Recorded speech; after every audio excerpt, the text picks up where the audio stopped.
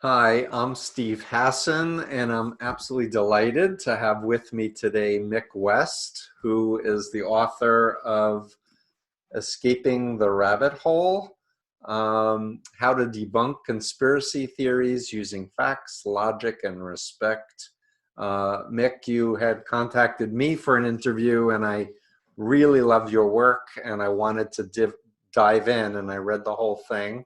I should say I listened to the whole thing, and then you kindly sent me the hard copy, so now I have the graphics with it. And Mick, I know you did game technology and such, hmm and you've been into for the last 15 years or so helping to debunk all kinds of different conspiracy theories. Would you share with our listeners a little bit about how you got interested in this and about bit about Sure. your Yeah, no, website and work, please? yeah, my story is basically that I used to be a video game programmer and I worked on the Tony Hawk series of games, which was very popular. And I kind of retired early from the games industry and just started doing various bits and bobs and writing things. I was writing about games, but also writing about strange beliefs and conspiracy theories, which is just something that's really always interested me. Uh, and I've always been interested in popular science and explaining things to people, figuring things out and explaining them and investigating them. And I was interested in things like UFOs and ghosts and things like that early on. But then I kind of got interested in kind of more sciencey based conspiracy theories, like the chemtrails conspiracy theory was kind of the one that really took my interest at an early stage, and I started a blog, kind of explaining why these trails we see in the sky are just contrails and not chemtrails, And I want and to that kind of interrupt you and developed. just say that contrails are like normal condensation for my listeners, and Yeah, chemtrails were the conspiracy thing that there were chemicals that were indeed. Yeah, well, deleterious. when a plane flies along, it sometimes creates a cloud behind it because of the water in the exhaust condensing, and so that's called a condensation trail, or a contrail for short. But a bunch of people have kind of been twisting the science around this and claiming that they're not condensation trails and that there's some kind of chemical trail being sprayed. And they have a bunch of kind of scientific rationale for why they think this, which isn't very good. And so my blog is basically pointing out um, where they went wrong and kind of explaining how the science actually works. Yeah, and It's an interesting challenge. I was so impressed, Mick, with the level of detail that you went into, like Mm, every single, you know, theory and what it was based on and the errors and their assumptions or the errors of the science, but their tone was never condescending or ridiculing. It was always just like, this is the information as I understand it, and let me hear the information as you understand it. And if yeah. if I need to change my mind, I will. But let's get to the bottom of this, of what's actually factual and trustworthy. And part of that goes back to my video game programming experience, believe it or not, because I was like the technical director at Neversoft, the company that did the Tony Hawk games, and so I spent a lot of time working with other programmers and helping them solve their problems. And it doesn't do any good if you're working with a programmer to tell them how stupid they are or sort of berate them for not figuring things out. It works best if you just kind of work together to understand what the issue is, and if their problem is something they don't understand, figure out how to explain that to them, or if it's something you don't understand, get them to explain it to you. So it's this very neutral way of talking to people around problems that I think kind of rubbed off a bit on me when it came to debunking. It Oh, I wasn't think it's entirely. critical to your effectiveness. And if I'm remembering correctly, you were describing how a video programmer didn't understand the laws of gravity and thought that if he jumped up and a truck was going, that he would Yeah, fall out of the truck. And you said, let's do an experiment. Let's give it a try. yeah, You yeah. That can was one of the program it programmers at that work. way if the person If you falls fall out of the out. truck. Yes, and these practical demonstrations are often the best way of doing things. So people think that a certain thing is a certain way, but they're basing it off just kind of a very low detail mental model. Hmm. And often the best way is not to try to give them more details, but just to show them something, show them an actual demonstration of something. And that works very well with the conspiracy theory Yeah. stuff. Yeah, that's where Yeah. physics is involved.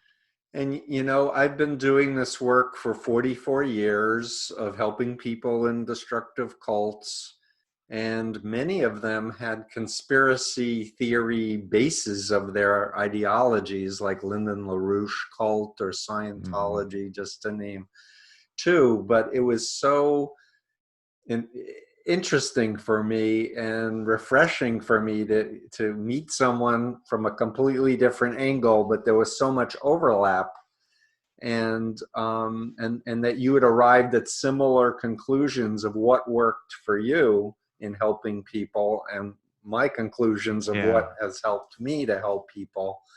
And I just am very excited that we can maybe cross fertilize our respective, fields. And one thing that was really unique for me that I want to ask your help with, I have the influence continuum to help people figure out unethical influence from unethical influence. And you have a spectrum that I asked you to print out from your book. If you don't I mind have it right holding it here. up and explaining. So, Yeah. conspiracy theories extremeness, and it's Yeah. rated from 0 to 10. Well, the And idea is that all conspiracy theories exist somewhere on a spectrum. From a very boring conspiracy like the big pharma conspiracy is just the theory that the pharmaceutical companies will kind of fudge the results sometimes to try to get their drugs on the market. It's a fairly banal conspiracy theory that most people probably believe to some extent.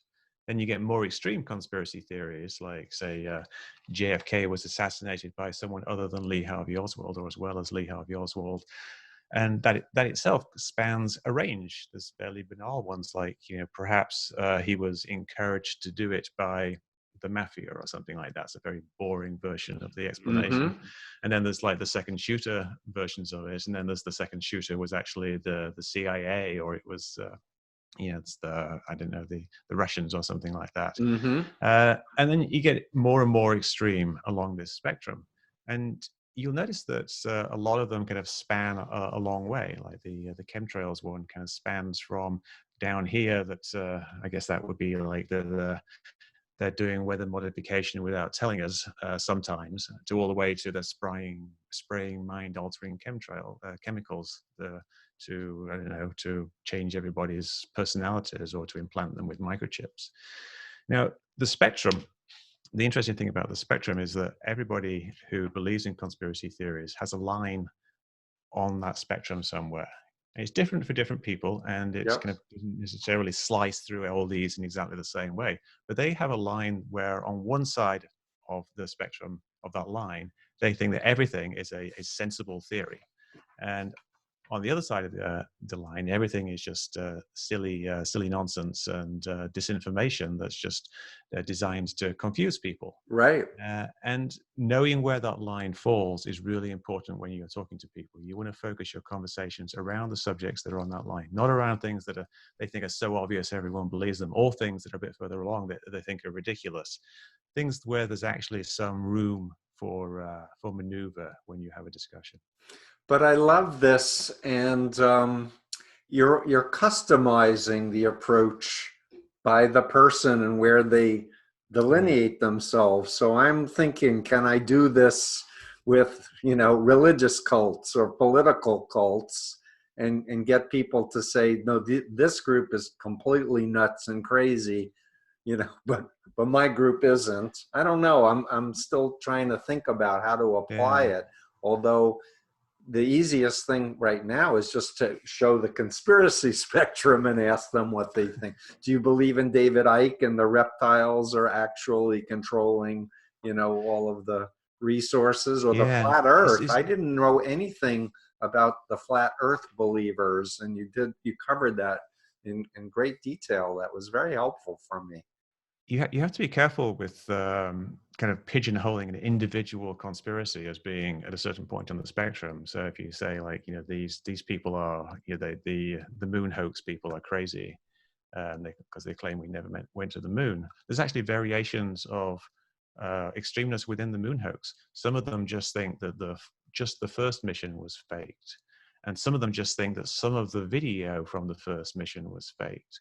Whereas some people think that space is itself an illusion, and that we just live under a giant dome, and that's why the Really? moon landings were hoaxed. Yeah. Really? So you can't Haven't label met those people with yet. the name of a conspiracy. Well, they're kind of variants of the flat Earth people, Yeah, essentially.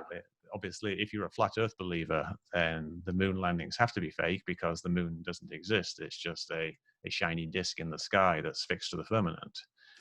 So you have to believe the moon landings are fake, and pretty much everything that NASA puts out. So there's this right. range for every conspiracy. Some of them are pretty much stuck at one end or another. Like I have flat Earth, which, it's very difficult to get a simple version of the flat Earth. And the shape-shifting reptiles is also at that end. But most of them, you'll see they span a quite large range. There's the UFO cover-up, for example. It spans the entire spectrum. There's Right. some people who think that the government knows a bit more than it's telling about UFO sightings, like they've got, like, perhaps slightly better video or something.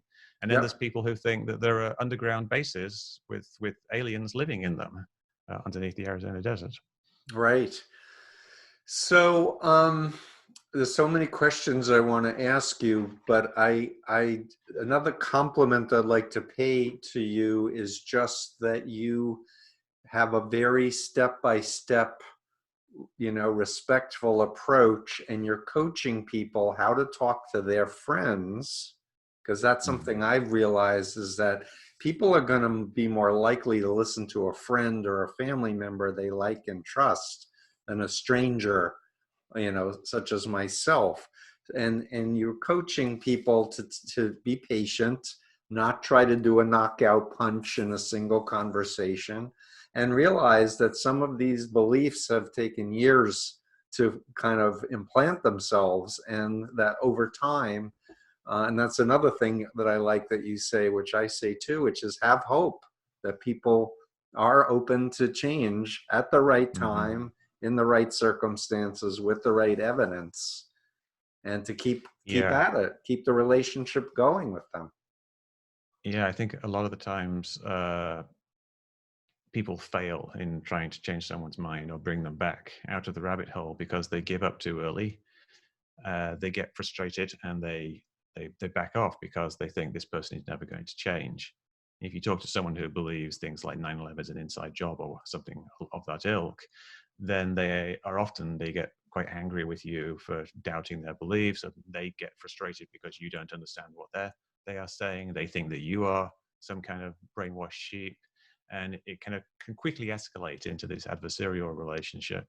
And Yep. you really got to kind of work to keep it on a more level keel, so you can actually get things done. And a big part of that is recognizing that you're not going to just present facts to people and have them accept those facts, and then their minds will be changed. Even if it seems inarguable to you, it's not inarguable to them, and it's going to take a long time for them to see that you are correct, if you are in fact correct.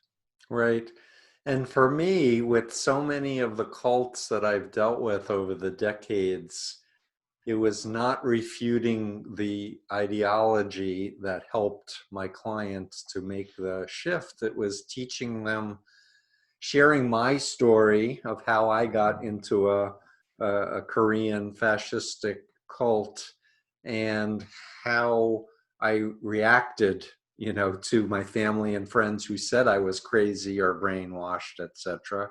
Because I was very distanced by that, and just sharing my experience, and then going into learning about Chinese communist brainwashing in my deprogramming, then learning about social psychology, and learning about group processes and cognitive biases and fallacies of logic, and showing other groups, not the one they're into, but other groups that they would agree are really far out and, mind control, brainwashy cults, Heaven's Gate, People's Temple, who died at Jonestown, for example, and giving the bite model and the influence continuing, and then asking them how their experience fits or doesn't fit, but in a respectful way where you're asking questions and not trying to say, I'm right, you're wrong, you're stuck, let me rescue you. Yeah, it's I mean my approach that I put in the book is very simple. It's just maintain effective communication, supply useful information, and give it time. And the supplying useful information is kind of the debunking part of it, where you point out mistakes. I divide that into two ways of doing it. There's what I call spotlight debunking, and there's what I call floodlight debunking. And the spotlight debunking is where it's kind of fact checking, basically. You see they make a claim like, contrail shouldn't persist, or this building fell too fast, or this guy's gun was the wrong gun. And you can fact check that one claim. You're just shining a spotlight on that one claim, and you can show that to be wrong or in doubt or not. It could be correct. Right. But then the floodlight debunking is more like what you just talked about, where you're supplying a much wider field of information.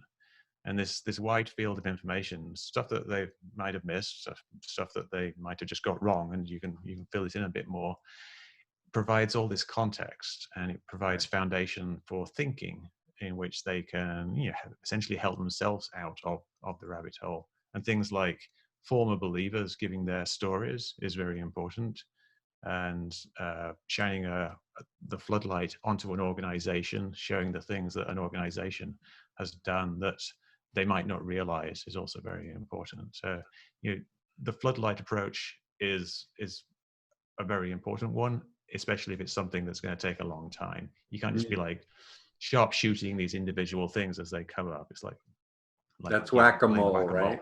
Yeah, exactly. yeah, yeah. And so you want to shine the light. Get your flamethrower out onto these whack-a-moles, but it's you're providing context.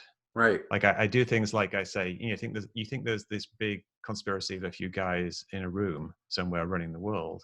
Well, why don't you go onto Forbes and have a look at the list of billionaires on Forbes? There's like 1,000 people in the world who are worth more than $1 billion.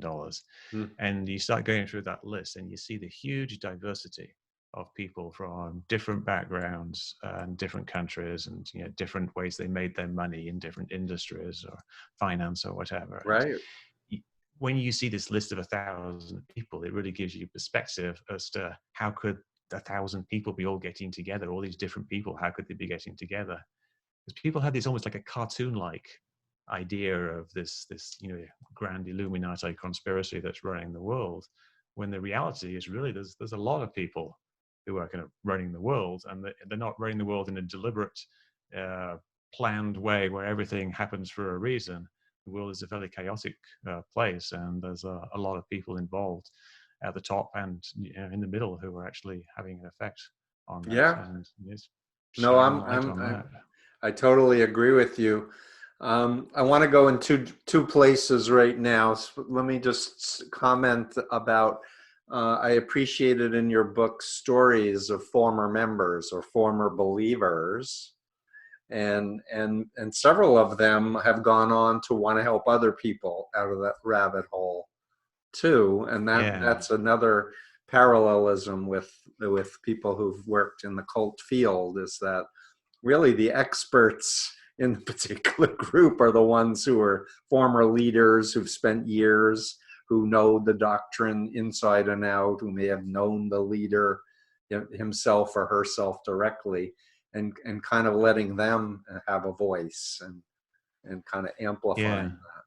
You have an advantage over me in that obviously you were part of a cult once, whereas I wasn't really a conspiracy theorist. I believed in a few things. I was religious when I was younger, but I stopped being religious when I was about 15.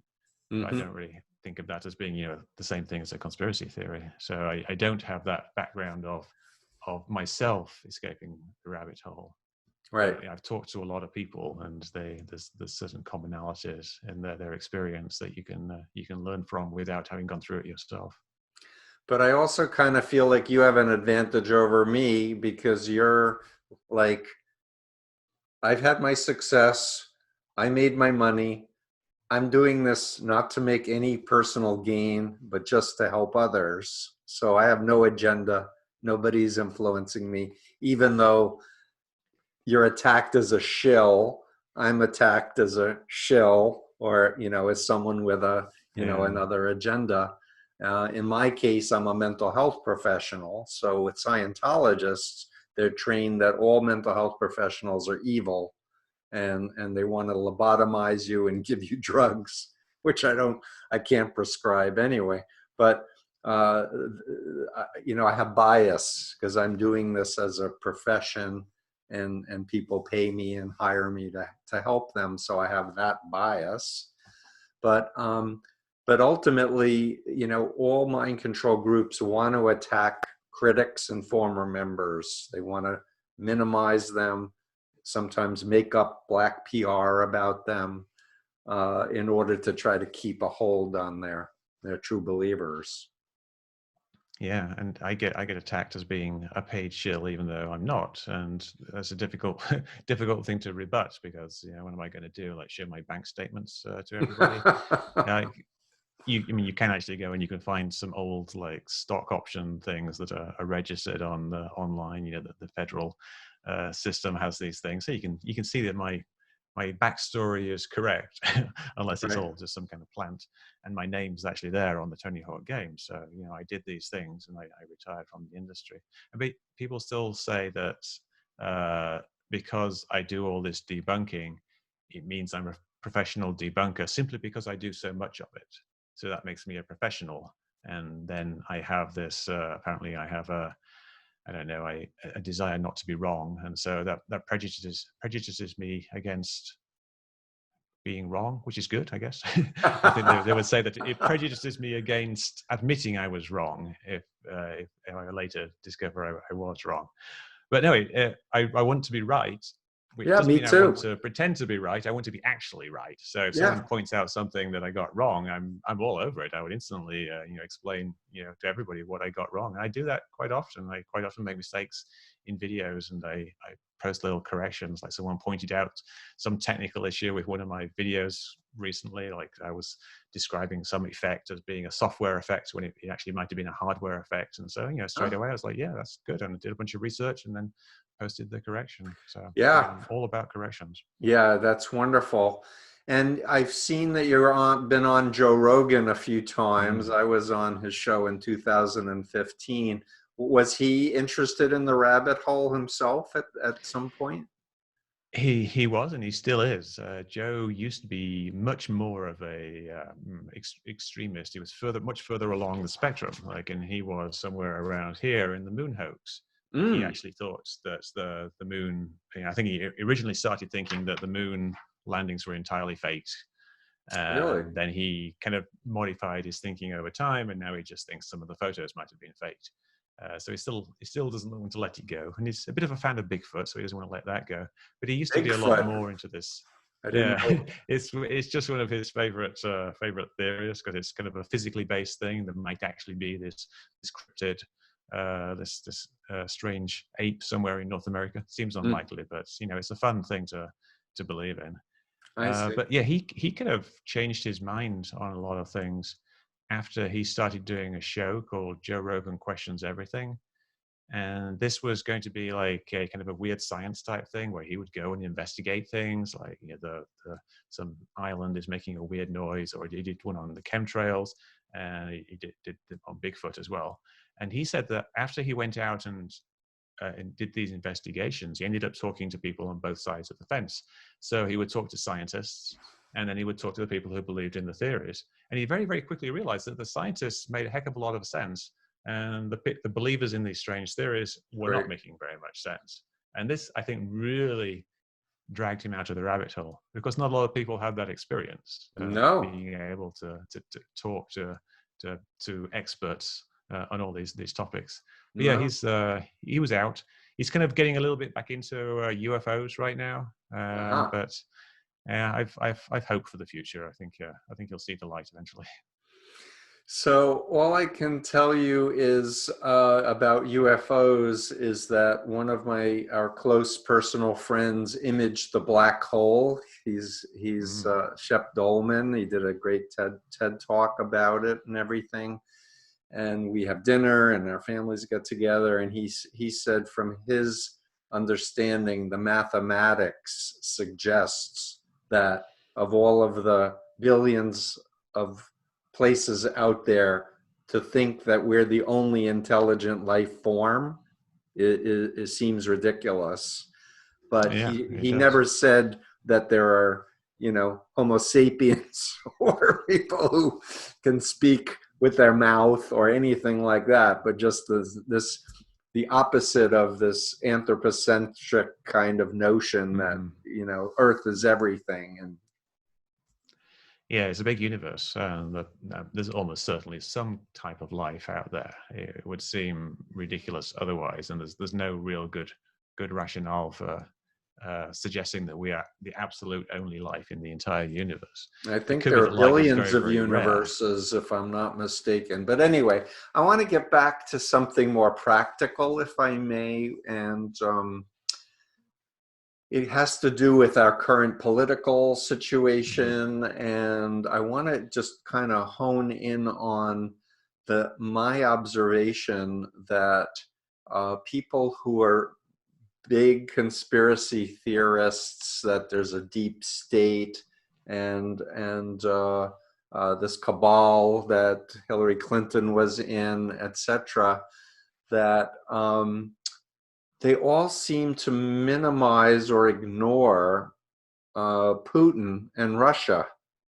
Like they don't understand that Putin was a KGB colonel who used to recruit assets to spy and control them, or that when he took power through a false flag, and you have a chapter on false flag, he had some of his people blow up an apartment building, claimed it was the Chechens, according to the information I've read, and that he basically got other former KGB people and mafia people to form this, what is the Russian state, and Mhm. that a big part is oil revenue, drugs, and trafficking of women and children and men. And they seem to be like not able to comprehend the historical, more fact-based thing in terms of the common time period that Yeah. we're in. Do you have any thoughts about that? Yeah, I think really Russia is doing a very good job in terms of their propaganda, and it's working fairly well. They established RT, Russia Today, which is essentially a state-run media outlet, and it's kind of a Right. tabloid format thing, which appeals to a broad base of people. But essentially, it's Russian propaganda, and it's presenting the Russian point of view in a way that benefits Russia. And yet it's very popular amongst conspiracy theorists in America Yep. because it speaks against the current establishment. And conspiracy theorists tend to have kind of a very narrow worldview. Their worldview is usually in America centered around America. And they feel like the Illuminati is the people who are running America, and the other world somehow fits into that. Mm-hmm. And so when you've got RT, an outside force like run by the Russian government, criticizing the American government and the American establishment and the deep state and things like that, they think, oh yeah, this is just plucky little Russia, like standing up against the Illuminati.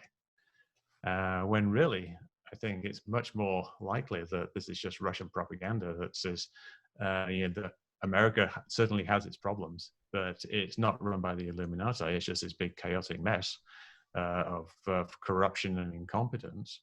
And Russia is pointing things out like that, and it's the conspiracy theories kind of glom onto that, and they think Russia is kind of is a hero, and Vladimir Putin is the strong leader. It's like the guy that we need. We should have someone like Vladimir Putin. It's very very strange. It's But very I it's think very it's obvious to me that there's something really off with Oh failing yeah. to realize that Putin is a dictator. And I guess I want to say, when I was researching the cult of Trump, I got factual data that Alex Jones had done 1,000 stories directly from RT that then Mm. went to Breitbart and then went to Fox. It was like, oh, there's a direct line to Yeah. Russia and Russia propaganda.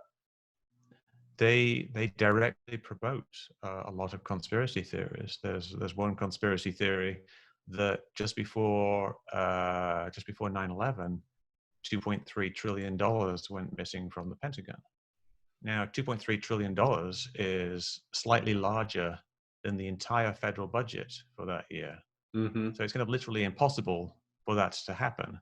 And they've been kind of ramping up this story over the years. It becomes like $9 trillion or $28 trillion. And there are all these ridiculous numbers that you can't go missing because we don't have $23 trillion. Like the federal budget back then was like, two point something trillion. And I don't know what it is now, obviously more, but still, Right. you can't lose money if you never had it. But RT, year after year, they've been doing this story, which is just a ridiculous conspiracy theory story.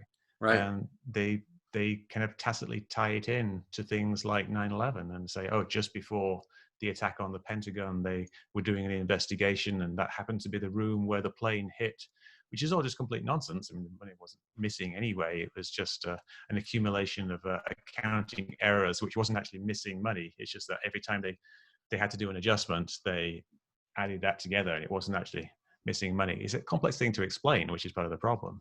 But Right. the RT is promoting this conspiracy theory. They even once had an article on the flat Earth with some guy saying, "Oh, I can understand where these flat Earth people are coming from, and I did some tests, and it does seem kind of flat." It was an opinion piece, but even that, what are they running flat Earth opinion pieces for on RT? They just kind of cater to a conspiracy-minded crowd, I think. And I read one book, but I know he's written others, of Peter Pomerantsev. I believe it's called Nothing is True and Everything is Possible. He's a Brit who went to the former Soviet Union when it collapsed, and was involved with TV production and such. And in his book, he pretty much talked about everything being controlled and manipulated to appear as if there's conflict and different political forces that are going on, but it's all engineered. There's really no freedom at all, and anyone who did stand up to Putin was either put in jail, even if they were a billionaire oligarch, or they were assassinated.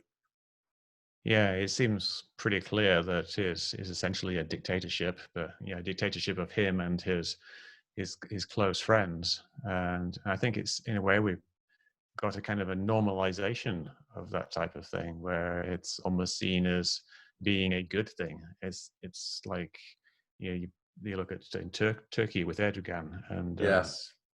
even North Korea. Like Trump says nice things about North Korea, which is kind of unimaginable just 4 years ago. Yeah, And exactly.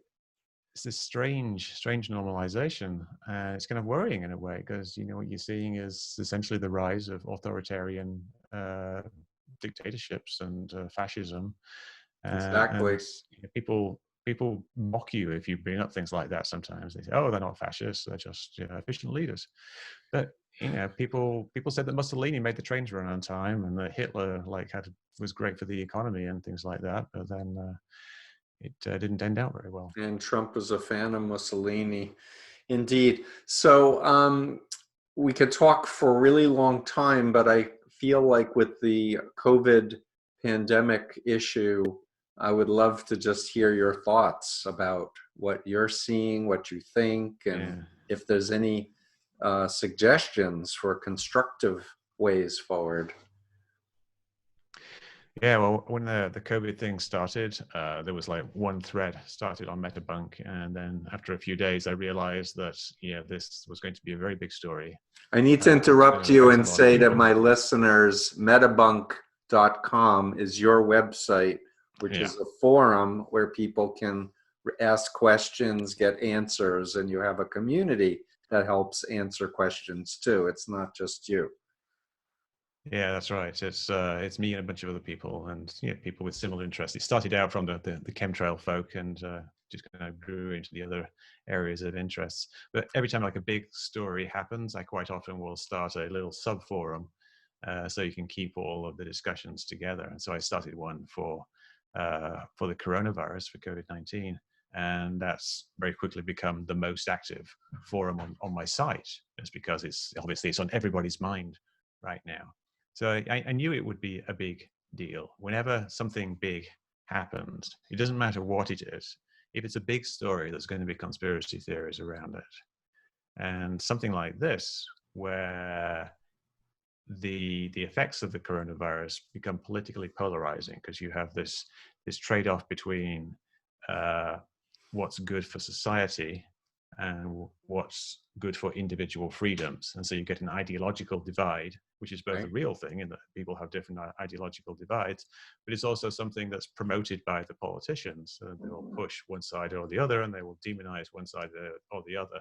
They'll say the Democrats are trying to lock you up, or you're saying the Republicans only care about profits and not about lives. So it's very easy to point fingers. So, and in that framework, it's very easy for conspiracy theories to arise, because people are kind of become predisposed to one side or the other. Like the Fox listeners will think one thing, and the CNN listeners will think another thing. So you get all these different conspiracy theories cropping up, which is quite natural. Yeah, and then there's the issue of America versus the world, and the World Health Organization and former world leaders saying we need to come up with a solution for everybody and share resources.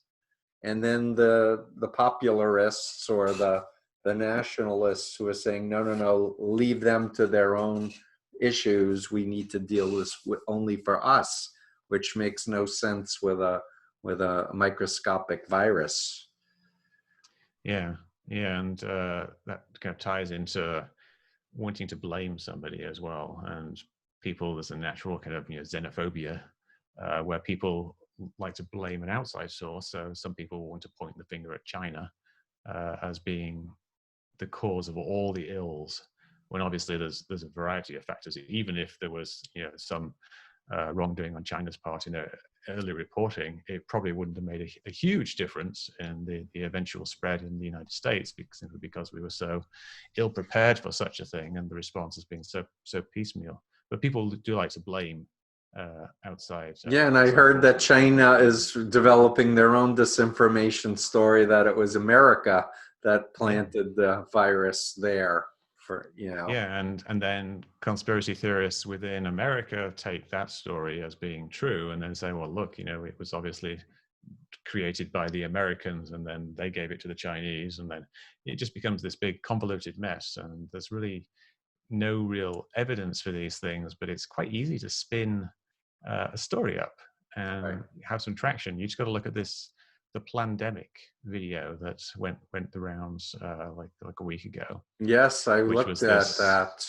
Yeah, it was just kind of outrageously ridiculous conspiracy theory about how people like Fauci were making millions of dollars by suppressing treatments for the coronavirus and by spreading it, and that they have patents on things. But if you look into it, and there's loads and loads and loads of fact checking on this, which is one of the reasons I personally don't spend much time delving into these claims, is that there's a vast amount of information out there. There's a good video by Dr. Mike. If you want just a real simple overview of the Plandemic thing, look at Dr. Mike's video on Plandemic. Oh, well, definitely send me the link and we'll add it to the blog for sure. Yeah, he just breaks it down, just basically everything that this woman, what was her name, Judy Mikovits, that she got wrong, or that she's lying about, because she's making things up, really. And it's quite blatant when you actually look into it.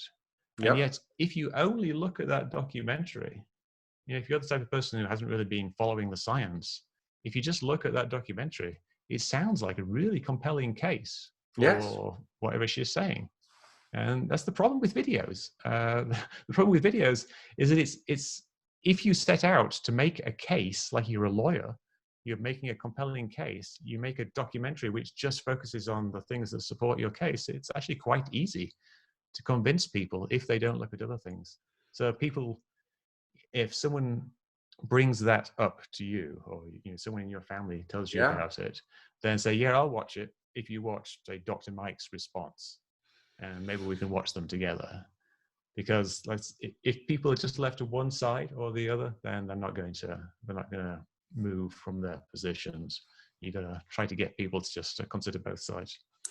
Exactly. And I think the reciprocity approach of I'll watch one of yours, you watch one of mine, but then we need to discuss it. We need to do the follow-up is absolutely a powerful and effective way to and you're looking for the common ground. And as you said in your book, and I've said this too, if they make a valid point, concede the point.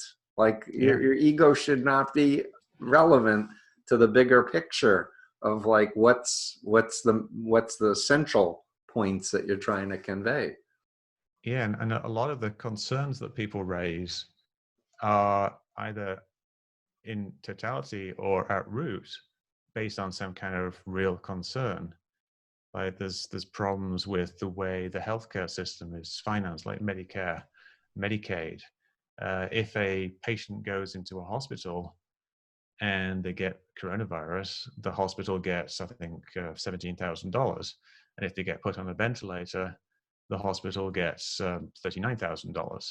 And this is presented by the conspiracy theorists as being a way of the government trying to inflate the figures by encouraging doctors to diagnose certain diseases and diagnose the coronavirus, essentially, and trying to get them to put people on ventilators, which they think are killing people as part of this conspiracy. But when you look into it, and this is something Dr. Mike covers in his video, it's just the standard way that Medicare reimburses hospitals for patients now.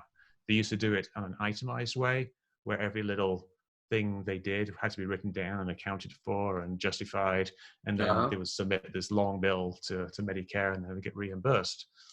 So what they changed, that system was very inefficient. So they changed it to a way where they've just figured out what the average was across all the hospitals.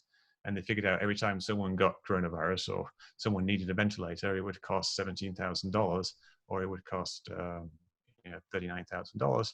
And then the hospitals just get given that one lump sum, and they have to figure out how to treat the patient within the bounds of that money, across all of their multiple patients. And it ended up being a much more efficient system, which saves everybody money. But it's very easy to just look at something that's on its face and thinking, well, why are they getting a $17,000 bonus for diagnosing coronavirus when that's not what's happening at all? Right. So we're going to be wrapping up. I guess I want to ask you, take a moment and think, what else do we want to convey to our listeners? So we want to encourage them. I certainly want people to remain engaged, but not overwhelmed. I want to encourage people to take care of themselves, sleep properly, exercise, eat properly, exercise, sleep well, maintain, even though we can't be physically close with our relatives and friends, to remain connected online and through the phones. But also to maintain resiliency and flexibility, that this is a weird time, but we're going to get through it, and we need each other to help each other to get through it. That's great. And I think people do need to take care of themselves mentally. But I think also, I would also encourage people not to step away from every disagreement with people online, especially people who are saying things that you find distasteful somehow. Like people who are on the other side of the political fence, people who start repeating things that they've seen on TV that you deeply disagree with. I think there's something of a trend now of people unfriending people or unfollowing them, and cancel about it culture. afterwards. Saying I've just purged my friends list of all the Donald Trump supporters. I don't think that's a very positive thing. I think, you know, you can put them on mute for 30 days or something if you want to, if it's really troubling you, or just step away. You don't have to answer everything that Right. they put up there. And, you know, if it's something they put up there you think is completely ridiculous, you don't have to get angry about it. You could, you know, maybe have a little chuckle about it if you think it's completely ridiculous. But to Right. that person, it's very, very real and it's very, very important. And they could benefit from some feedback. They could Yeah, they benefit from may be someone real. They who's may giving be a them a bot, though, too. As you said, there's AI bots that are out there too. yeah. But if it's someone you know, Right. if it's someone you know online, then I think it's going to be better for everybody if we try to keep the lines of communication open. Yeah, people I, often say, I, "Oh, that person doesn't deserve my attention." Well, you know, they're a person. You know, maybe they're right. completely mixed up and they seem like a bit of an asshole now, but they're a person, and if you just cut them off, they're just going to become more of an asshole. And Right. really, we want people to become less of assholes. And the way to do that, I think, is to actually maintain the channels of communication with them. Yep. And I guess I want to just add, because you may not have had a lot of experience with people involved with cults specifically, but a lot of the cults will literally have a policy of cutting people off, shunning or disfellowshipping or excommunicating people, where your own family and friends are not allowed to talk to you if you question the group or you violate some rules. And for ex-members to experience cancel culture, it's very triggering in not a healthy way. And Yeah. so I'm agreeing with you 100%. People ask me, you know, why do I allow people to say such mean things, you know, on my social media? And if they're cursing, I might delete it, or I might report somebody. But I want I I invite people, and I keep posting because I'm hoping it will get through. And it certainly helps to have other people who come in and are defending what I'm saying, or saying actually Steve isn't brainwashed by the Democrats or in the cult of Soros or his libtard. He's actually an expert on brainwashing. How much do you know about brainwashing? And let some Yeah. of my other folks, you know, contribute in that way. Yeah. I think a lot of the success I've had with people is perhaps not just simply that I'm telling them, you know, debunking their claims. It's that I'm actually bothering to talk to them. A lot of people, they're conspiracy theorists, and they stay conspiracy theorists because people just dismiss them out of hand and they don't engage them on their issues because they think their issues are so ridiculous. But if Right. some people do get this conversation and they do get, if you have someone talk to them, then, you know, that's going to make it way, way more likely that they're going to get out of it than if they're just left to their own devices. Yeah, really good point. I wrote about in the Cult of Trump, David Weissman, who is a self-professed MAGA troll, who is trolling Sarah Silverman, Yeah. who actually had a show, you know, for America, and going to Trump supporters' houses and talking with them as real people, making jokes with them and such. And she engaged with him, and it led to him waking up and going, you know what, I really don't know, I need to research this. Mm-hmm. And her saying, oh, so you think, legislation around guns, it won't work. Well, what's your idea for how to solve people going into schools and killing innocent children?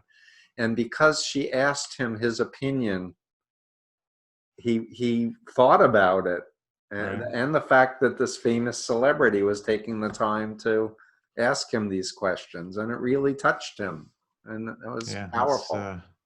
It's really great. And it's a much better way of approaching it than some of the stuff you see on late night TV sometimes, where they go out and essentially make fun of Trump supporters. Like Jordan Klepper will go to Trump rallies and he will ask gotcha questions of the Trump supporters, making them look ridiculous by picking the more extreme examples, which I Yeah. think is a very, very negative thing because it just yeah, maybe you could say it's exposing the hypocrisy, but really it's just poking fun, and it's just being mean, and it's not being constructive, and it's not helpful because it's just increasing the divide. And I think the approach that Sarah Silverman is taking is a lot better. Respect is Indeed. really, really key.